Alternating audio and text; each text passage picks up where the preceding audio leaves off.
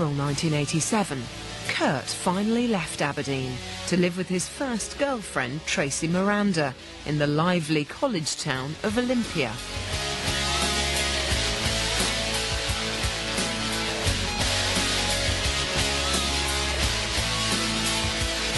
Well, I think Kurt had to leave Aberdeen at some point, and Olympia was kind of a compromise. Seattle, he thought, was too big and scary. He went and looked at an apartment in Tacoma and then was afraid he was going to get shot. He decided to move to Olympia. It was the closest arty community. Olympia had a college. It had an active music scene, but even when we use the word scene, we're probably overstating it. There were a handful of punk rock shows every other week. There were a couple of clubs. Cobain wasn't old enough to go to those clubs. There was one all-ages club that happened around that time that did give him a forum to play.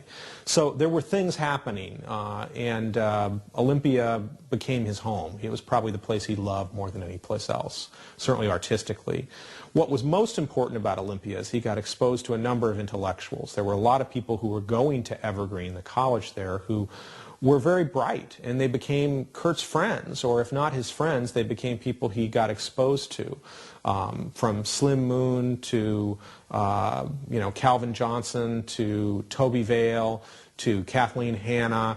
There were a number of people in that world that were extremely bright people, and they encouraged Kurt, I think, to up the level of what he was doing. I had these two good friends.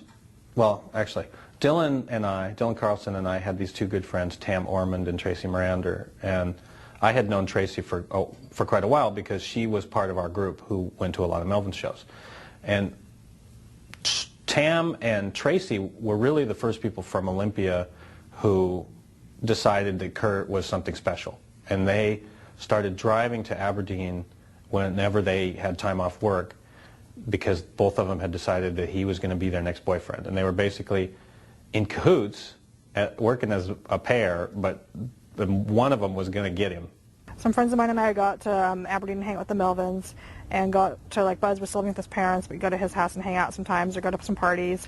And then eventually Kurt and Matt Lukin and I can't remember who else, they shared a house together.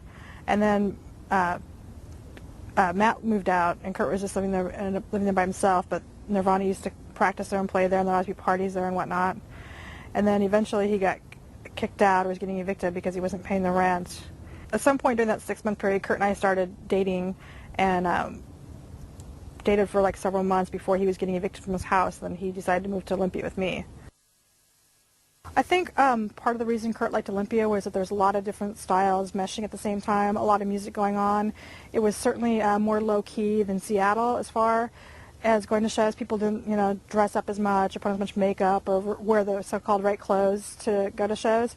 But there's a lot of do-it-yourself attitude. K Records was going along pretty good at the time, and people were more willing to put on their own shows, make their own flyers, just do a lot of the work by themselves. And there's just a lot of different types of music playing in Olympia at that time. Well, Kurt moved to Olympia when he was 19, and the most important person in that milieu was Tracy Miranda. He hooked up with, finally, his first real girlfriend, and a woman who really played a major role in sort of keeping it together for him. She was both his girlfriend and somewhat of a mother figure at times to him. I mean, she paid his bills, she fed him, she cleaned their house, and she also, which I don't think she gets much credit for, she's quite a bright and very well-rounded person. She was very interested in music. And in fact, when she and Cobain first met, her background in music and her awareness of records was far greater than his. So I think she almost played a role of a Svengali in terms of making him aware of, hey, Kurt, listen to this, open your parameters up. And she was very into punk rock, went to a lot of shows, and then additionally she was very popular. People really liked Tracy. And so she became kind of the better half of the couple. And, consequently, a number of people who I talked to who went and saw those early shows when Nirvana was called Bliss, they went only because they knew Tracy. They said it's Tracy's boyfriend's band is what Nirvana was first known as. And so Tracy played a huge role in the early history of this band and ultimately, I think, in their success. Well, I tried to be very supportive. It was hard at times because for the first 6 months or so we lived together, he did have a job and worked and contributed to the income and cleaning the house. And then eventually he couldn't really pay the rent except for when they got money from shows, but a lot of the money they got at that time went back into band equipment because he didn't have, you know, a lot of money. They didn't get paid very much. And then he stopped cleaning, and that was kind of a contention. We'd fight quite a bit over that because I was working 50 or 60 hours a week, earning just a little over minimum wage, you know, to support us and everything. But other than that, you know, I try to be real supportive of him and help him out because his music was real important to him, and I really, you know, I liked Nirvana a lot, and I wanted them to be successful.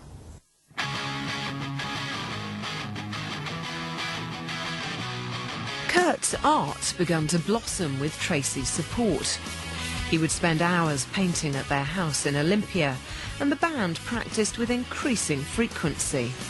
Kurt's style and songwriting developed considerably, aided by the influence of the Olympia art scene. He would like to go to parties, but he'd be really shy. He was really a pretty shy guy, and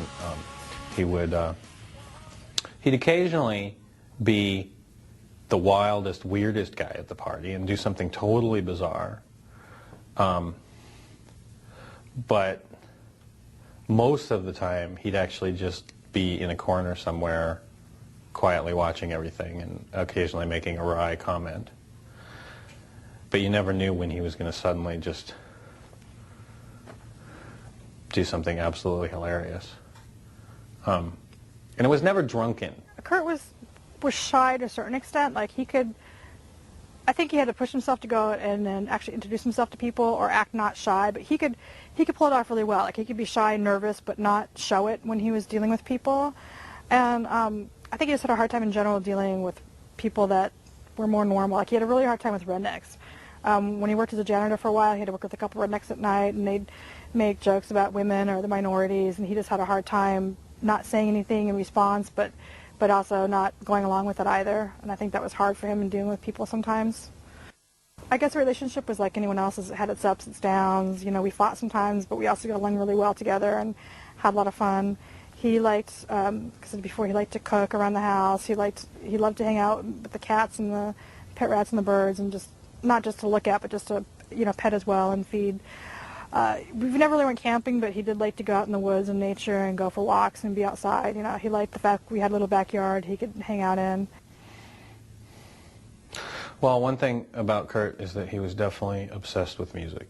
I mean, like us all, like the group of friends that we hung out with, obsession with music was the thing that we had in common. And he was always buying new records, going out to see new bands, talking about, you know, reading books about the lives of bands, and talking about music all the time. And that's really what we had in common. And he'd stay up all night making collages of bits of songs and spoken word records and joke records and things, and make these montages of soundscapes, sort of like the audio version of a collage.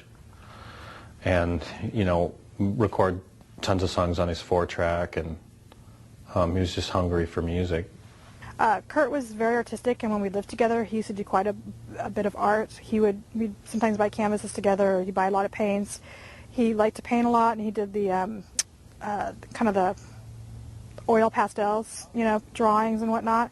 And if he didn't have enough money to buy a canvas at the time, we would go to thrift stores and he would buy board games and just paint it on the back of a board game and do that. And a lot of his paintings, when I look at them now, they seem kind of dark, but I don't think he doesn't seem to have the dark attitude when he's painting them.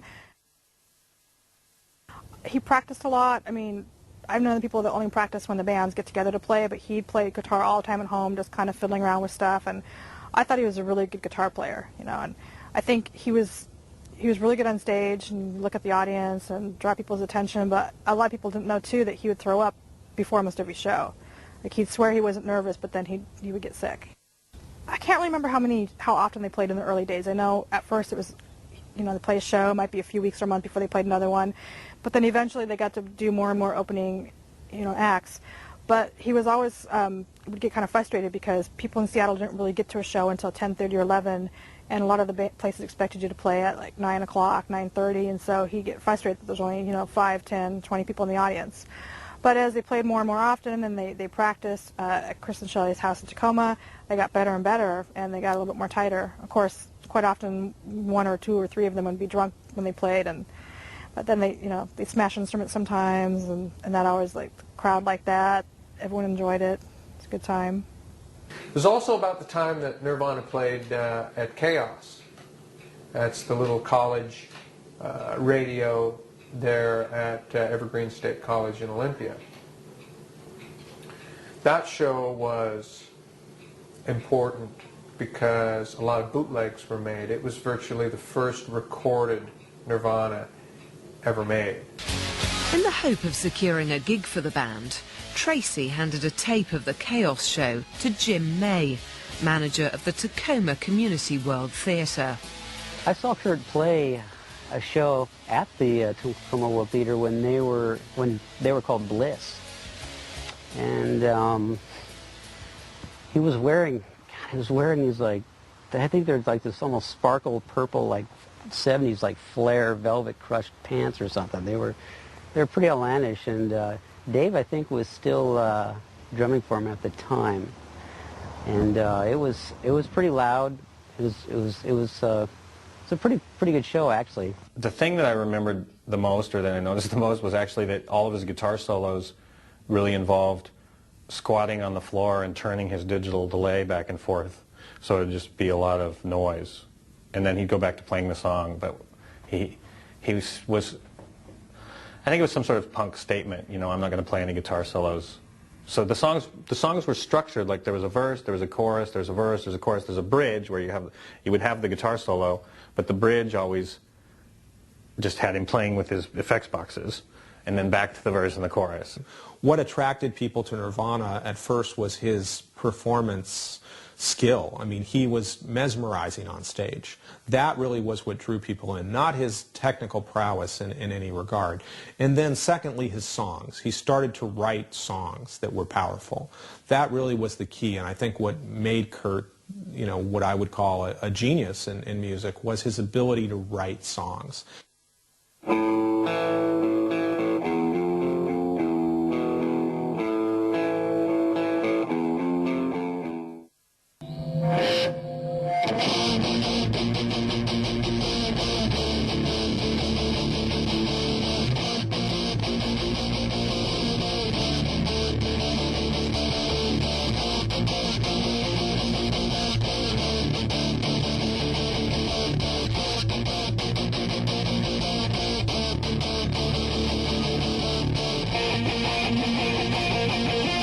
Having had considerable success on the live circuit, Kurt and the band felt that the time was right to record a demo.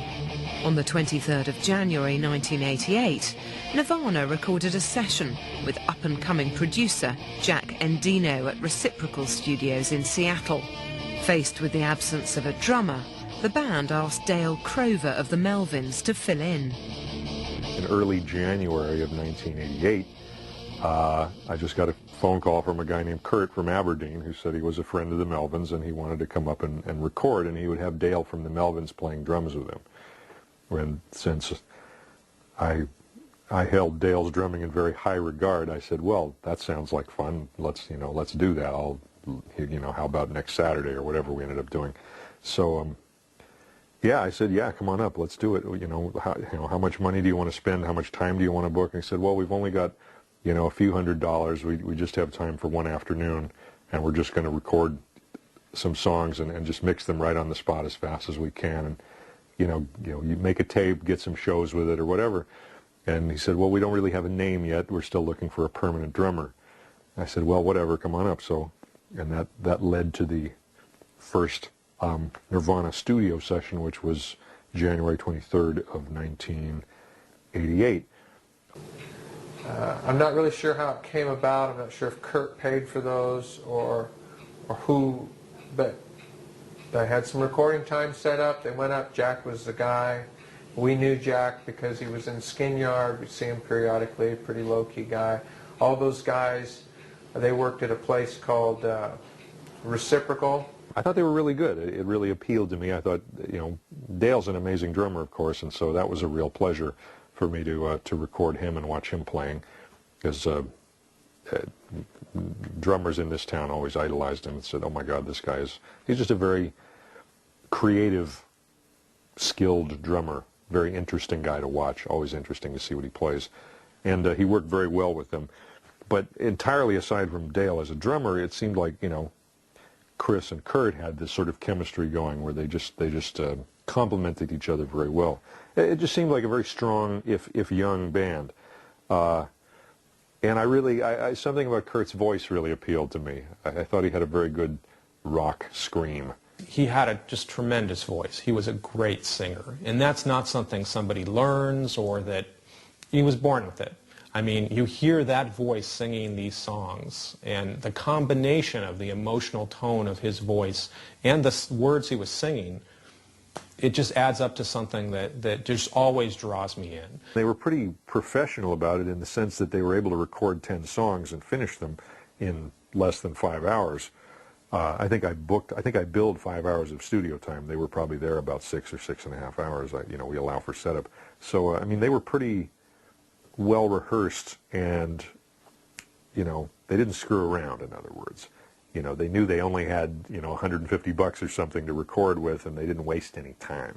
So I thought that was, they were efficient. They knew what they wanted. And I was really impressed when they did that Indino demo. Well, I remember they played a show that night after they did it, and they were playing a unmixed version of it through the PA, and it sounded so good, and I was blown away. When they put out the demo tape that they made before they got signed to Sub Pop, he sent the tape to a lot of different record companies of bands that he really liked, like Scratch Ass's record company and Black Flag's record company, SST Records and stuff. And he was really sad when he didn't get response from any of them, you know, or some no response. Some said, sorry, we're not interested. But he was pretty excited when they got on Sub Pop. Jack Endino passed a mixed version of the Nirvana demo to Jonathan Poneman, co-owner of the underground Seattle label Sub Pop. they actually left the tape at the studio for a while with the idea that, oh, maybe we'll come back and do some more work on the tape later when we get some money. And I said, well, do you mind if I give your tape to some people? Because I thought it was really good. And I thought some friends of mine would really enjoy hearing this. So, you know, they said, oh, fine, because we're just going to give cassettes out to people, too. We need to, you know, we want people to know about us. So I gave some tapes to people, and one of them got to John Poneman at Sub Pop. Sub Pop then decided to start signing the newest crop of local bands, and they found all these bands like Soundgarden, Green River, Mudhoney, and Nirvana showed up in town, and they signed them too. This was a real breakthrough, not only for those bands, but really for the whole scene. Suddenly you had the coolest new bands all on one label, all being marketed in the same way with the same look, the same photography, the same style of photography on their record jackets. And it was a brilliant stroke by the guys behind Sub Pop Records to push this movement, this scene. They weren't just hoping on one song by one band like a lot of labels will put all their eggs in one basket and go, boy, this is the song, let's make it or break it on this one song. They said, no, let's push this concept of the scene and the sound and the look, and boy, were they lucky to find Cobain and Nirvana, because that was the real breakthrough for them too. After going to see the band perform live, Poneman decided that Sub Pop should release Nirvana's first single. You know, Nirvana had 6 drummers over the course of their career, and they all had their strengths. Aaron was a powerful drummer, but you know, he wasn't exactly a punk rock drummer. He was more of a hard rock drummer. So eventually he had some personal issues, and they switched. And the first real drummer that stuck with them for a while was Chad Channing. I got involved with it because, one, I liked what they were doing. I mean, there was something, I could tell there was something, you know, kind of special going on, you know, because when they gave me their demo tape that they did with Dale, and I was like, wow, this stuff's really cool. And one thing in particular that I especially like in music that I hear is relation with vocal melody lines over guitar, you know. I've never been so much as in, well, let's get all this great music together and then try to throw some vocals over it, you know. I'm really big into more of the melody line than anything else. And the way he kind of mixed everything up, you know, I was like, okay, there's some good talent here. You know, this is actually really cool stuff, you know, totally different. And that's what drew me into it. And so when I was jamming with them, you know, getting used to their songs and stuff like that, it was just like, I was just like, wow, this is cool, this is fun. You know, even though nobody said, okay, you're in the band, it was just kind of like, we just kept on having fun. And the fun rolled on, I guess. Chad was very close to Kurt. I mean, these the early genesis of this band, I mean, these people were as close as brothers. They traveled the country together in a van. You know, they did 7 tours before Nirvana really broke. So, you know, this band, the sort of core of Channing, Novoselic, and Cobain, they were extremely close. It was really good, I think, in a way that, especially in the beginning, because I'm a lot like him in the respects, like, pretty quiet, pretty shy myself, you know, especially when, like, meeting other people. I'm not a very forward type of human being. So, you know, a lot of it was very kind of warming up to each other. I think it probably took a while because it was like, well, this guy doesn't seem to talk much, he's really, really quiet. And I'm thinking, well, Kurt doesn't seem to talk much and he's really quiet. So we got this kind of thing going on. But eventually, you know, those things kind of drop and stuff. And our relationship was really, really pretty fun.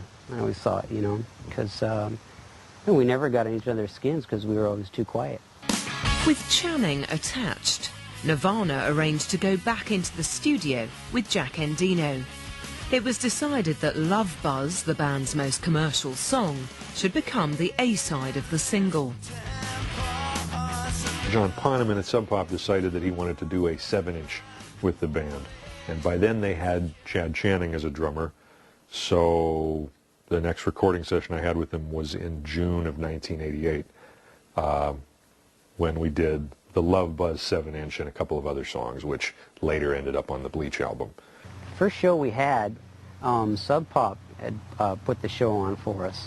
And it was in Seattle at the Central Tavern. There were all but 12 people there. And I think that included Bruce and Jonathan from Sub Pop. And you know, we just kind of walked in, set up. It was kind of strange because I don't think there were any other bands playing. And we just kind of set up our gear and just, you know, powered through the set. And you know, a lot of the people that were there, you know, were like, you know, at the bar already, and they were drinking and stuff. And so there wasn't really much in the way of response or anything, but you know, of course, Bruce and Jonathan came out and said, yeah, that was a great show. You know, it was really cool. The band was a bit chaotic on stage, as were a lot of bands, and but they weren't chaotic like, you know, like the Clash or the Sex Pistols or something running all over the stage madly. They were disorganized. They were a lot of time went between songs. They weren't running a tight ship, and you know, a lot of bands play that way. But you know, later on they firmed everything up. They got a better show together. We're probably the early days when we first went out on tour on our first single, because we didn't know what to expect. We actually asked Sub Pop, was like, we want to go on tour, you know, even though we have this single, you know, we want to go on tour and set something up, we want to play around. And it wasn't like, okay, you guys are, you know, you're ready to do a tour, we'll set this up for you. It was the opposite. We asked them. And so, okay, they're like, sure, they set it up. And so, and that made the tour very kind of, you know, touch and go. You know, like we, you know, hopefully make about $50 to, you know, get down to the next venue. And a lot of the times we'd stay at, you know, like rest stop areas or camping or stuff like that. So, like, on the road was kind of like, you know, that was sort of, we were like family on the road. You know, it's like there was no one else but us in that little white pill we called a van. I think around the time when I think Kurt and stuff, and we felt like we were getting big, probably, I mean, since we'd first heard ourselves on the radio. And when the first single came out, KCMU had it, the college radio station, and I remember we had pulled over at a gas station in Seattle, and on our way home from Seattle, and he stopped to call the radio station to request a song so he could hear it on the radio in the car. And then he was just tickled pink, and he had the biggest smile on his face the whole time it was on.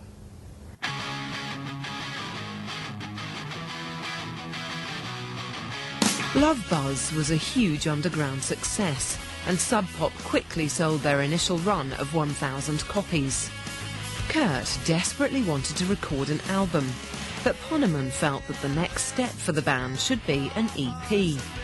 A compromise was reached when Nirvana agreed to pay for the studio time to record Bleach, which Sub Pop promised to release as an LP. They basically called me and said, well, we've got about $600 that somebody's going to loan us. We want to do the album ourselves. And Sub Pop wants to do an EP, but we want to do an album, so we just want to pay for it ourselves and then see what happens. Well, maybe Sub Pop will do it. Maybe we'll get someone else to do it. So I said, okay, we'll have to work really fast. That only gives us a few days of recording time. So we broke it up into chunks. We'd do like 3 or 4 hours at a time and work as hard as we could, and then they'd go home, and then they'd come back, and we'd do a few evenings. And that's how we ended up working over the holidays at the end of 1988. Nobody else wanted that particular studio time. So it was ultimately Sub Pop, who still wanted to do an EP. Nirvana wanted to do an LP, a full LP, and they managed to talk them into it. They decided finally to go with Sub Pop if Sub Pop would do the full album. Bleach is literally one guitar track, one bass track, one drum performance, and one vocal performance, and sometimes a little bit of guitar overdubbed or a little backing vocals overdubbed. But that's the record. It's basically how they played it. I just pressed record. And of course, by my choice of which mics to use and how to record it and how to EQ it, of course, I was sculpting the sound to that extent and, helping be a critical ear and giving them, critical feedback. But by and large, arrangements didn't change. Anything that I would there's a reason why it doesn't say produced by Jack and Dino on the record, because really I just engineered it. I mean, it was sort of produced by everybody, or perhaps produced by nobody. It sounds like the band sounded at the time. It's a pretty faithful representation of Nirvana at that exact point in time. I mean, that is really what their music sounded like.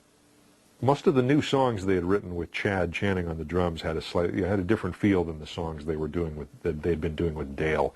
The songs they'd been doing with Dale were a little more Melvin-y, a little heavier, and the stuff they were working up with Chad was still sort of that 70s kind of riff rock, but it was becoming a little more, the vocal melodies were becoming a little more thought out.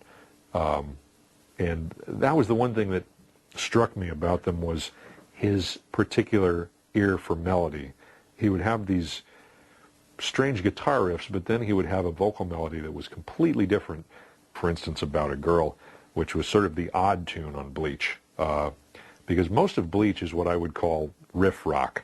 It's like Deep Purple or Budgie or something like that. It's basically heavy riffing, and it's sort of classic riff rock, almost heavy metal, but not quite.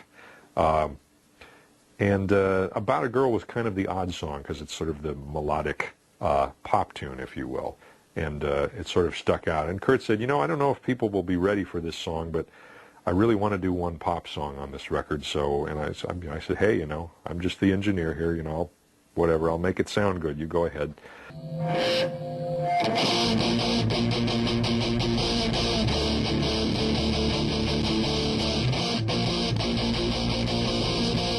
Sub Pop arranged a US tour to promote the album, and with Bleach quickly becoming an underground hit, Nirvana finally started to play sellout dates.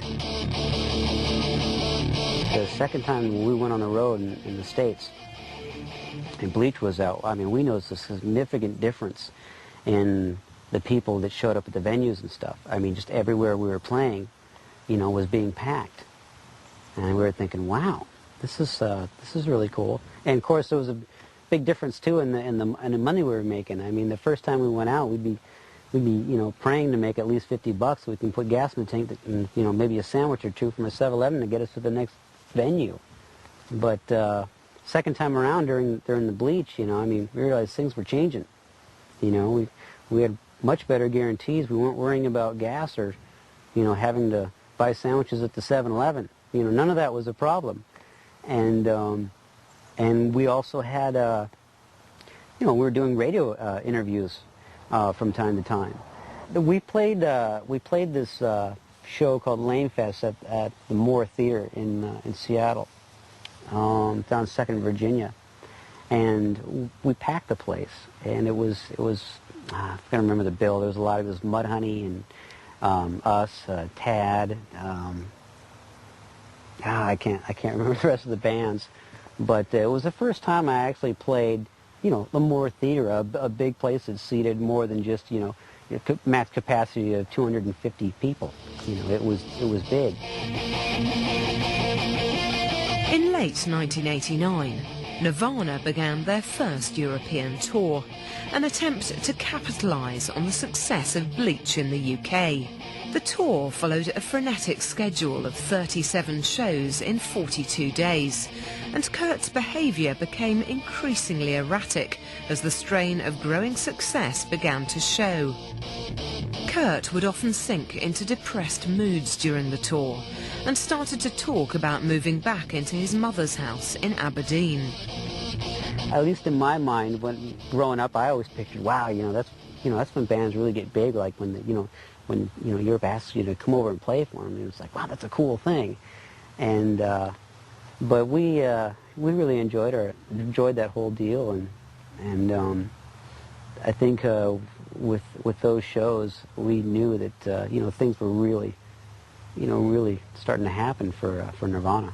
He actually seemed very happy with how things went from the time they recorded their first demo and sent it to record labels and getting a record deal and you know, making the record and going on tour a bunch of times and making an EP. Through that whole process, he never really griped or groused or seemed to feel that he wanted to go further, or that it wasn't what he had expected. So, I mean, he already seemed happy when he wasn't a rock star. He just seemed happy to have a music career. In 1991, with Chad Channing replaced by drummer Dave Grohl, Nirvana released their second studio album, Nevermind. Nevermind launched Nirvana as a global phenomenon and pushed Kurt into the responsibilities of adulthood and fame. Over the years that followed, the transition from shy small-town artist to international rock icon proved ultimately to be a leap that Kurt could not make. I don't know how much he ever enjoyed things. He found fun, but enjoyment, that's a difficult question to put to the issue of Kurt Cobain. Because Kurt had never indicated any desire to be a star. And so I'd never even thought about, like, does he have the talent to be a big star? Because it takes more than just the talent. It takes the desire, and you have to make a series of decisions that put you in the position to become a big star. And I actually never expected him to make those decisions. It was kind of a surprise when they made a pretty commercial record. I think he enjoyed his success in the fact that he felt validated, that finally he proved himself that he wasn't a loser from Aberdeen, you know, high school dropout, that he was successful at what he did. But I think it was hard for him to be as famous as he was, where he couldn't go anywhere without being recognized and having just the, you know, minutest detail written about him, anything that happened. He once mentioned one time that you know, some of the best times that Kurt ever had were back in the old days, when we were just, you know, traveling around in our van and, you know, hoping to scrape up enough to get to the next show. And that things for Kurt just got tougher and tougher. And I think just the overall stress and demand that's put on you once, you know, you're picked up by a major label and all of a sudden you find out that so much of your life you've got so little control of. You know, because it's all, you know, it's kind of a big money machine, and all of a sudden you've turned into a chess piece. And I can't ever imagine Kurt being happy, you know, as a pawn in anything or anybody's game. And I truly don't think he was. And I don't think he really enjoyed I don't think he was the kind of person to enjoy the kind of success that he had. I don't think he wasn't, you know, built or made for that. You know, personally, I think he should have just called it quits and moved down to Mexico and lived the rest of his life in solitude or whatever, you know. But as we all know, you know, nothing like that transpired. This note should be pretty easy to understand. All the warnings from the Punk Rock 101. Curses over the years since my first introduction to the, shall we say, ethics involved with independence and the embracement of your community has proven to be very true. I haven't felt the excitement of listening to as well as creating music, along with really writing something for too many years now. I feel guilty beyond words about these things. For example, when we're backstage and the lights go out and the manic roar of the crowd begins, it doesn't affect me the way in which it did for Freddie Mercury, who seemed to love and relish in the love and adoration from the crowd. Well, Kurt, so fucking what? Then don't be a rock star, you asshole. Which is something I totally admire and envy. The fact is, I can't fool you, any one of you. It simply isn't fair to you or to me. The worst crime I can think of would be to pull people off by faking it and pretending as if I'm having 100% fun. No, Kurt, the worst crime I can think of is for you to just continue being a rock star when you fucking hate it and just fucking stop.